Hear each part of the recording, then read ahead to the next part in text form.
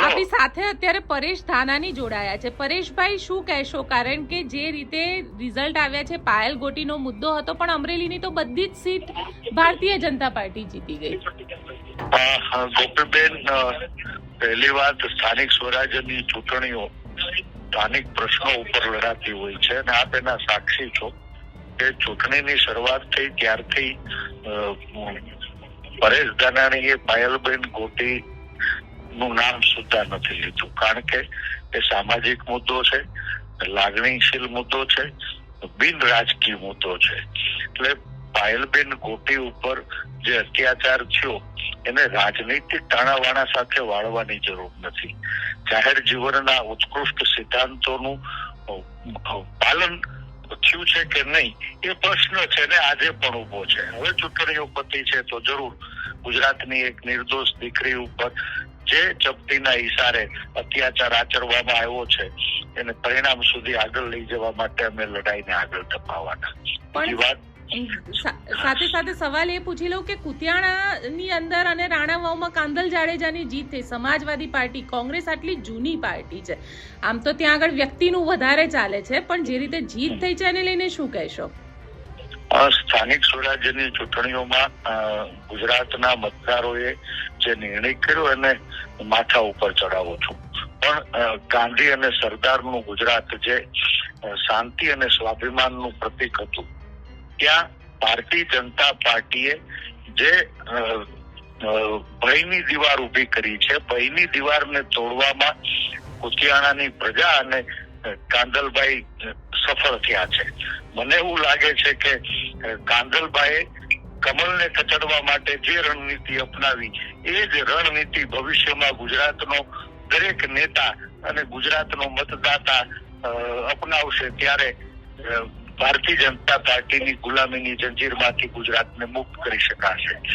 કમલને કચડવા કુતિયાણાની પ્રજા બનવું પડે, કાંદલભાઈ જેવા નેતા બનવું પડે. કોંગ્રેસ સફળ ન થઈ શકી, પણ આ બંને લોકોએ ભારતીય જનતા પાર્ટીને હરાવવામાં સફળતા મેળવી અને હું શુભેચ્છા પાઠવું છું. પણ કાંદલ જાડેજા તો દબંગ નેતા કહેવાય છે, કોંગ્રેસ દબંગાઈ ઉપર આવશે? ભારતીય જનતા પાર્ટીએ લોકતંત્રનું વસ્ત્રાહરણ કર્યું છે, સામાન્ય માણસના અવાજને રૂંધવાનો પ્રયાસ કર્યો છે.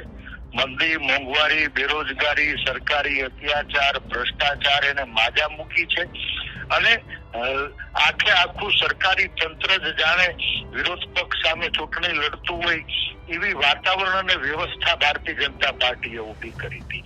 આ વ્યવસ્થા વચ્ચે કમલને કચડવામાં કુતિયાણાની પ્રજા અને ભાઈ કાંદલ જાડેજા સફળ થયા છે. ભવિષ્યમાં ગુજરાતના લોકોને આઝાદીનો અહેસાસ અપાવવા માટે વધુ આક્રમકતાથી લડાઈને આગળ ધપાવવી જોઈએ, હું વ્યક્તિગત માનું છું. પણ સાથે સાથે આમ આદમી પાર્ટી પણ ઘણી બધી સીટ ઉપર આગળ છે. પૂરા પરિણામોનું મેં અભ્યાસ નથી કર્યો બેન, સામાજિક પ્રસંગમાં છું, પણ જાણવા મળ્યું કે રાણાવાવ, કુતિયાણા અને સલાયા સિવાય ક્યાંય વિપક્ષનો વિજય નથી થયો, ચાહે સમાજવાદી પાર્ટી હોય, ચાહે આમ આદમી પાર્ટી હોય કે કોંગ્રેસ. એક તરફી પરિણામો એ જરૂર ભયના ઓથારની છે. ભારતીય જનતા પાર્ટી જીતવામાં સફળ થઈ હોય એવું મને લાગે છે, પણ આ ભયની દીવારને તોડવાનું કામ કુતિયાણાની પ્રજા અને ભાઈ કાંદલ જાડેજાએ કર્યું, એટલે એને અભિનંદન આપું છું. કમલને કચડવા માટે કુતિયાણાની પ્રજા હોવું જરૂરી છે, ભાઈ કાંદલ જેવા નેતા હોવું જરૂરી છે. કોંગ્રેસનું કામ નહીં એવું અત્યારે લાગી રહ્યું છે. એટલે તમે માનો છો કે કોંગ્રેસ ન કરી શકે? ન કરી શકાય જે એને કરી બતાવ્યું. બિલકુલ પરેશભાઈ, અમારી સાથે જોડાવા માટે આપનો ખૂબ ખૂબ આભાર. Thank you.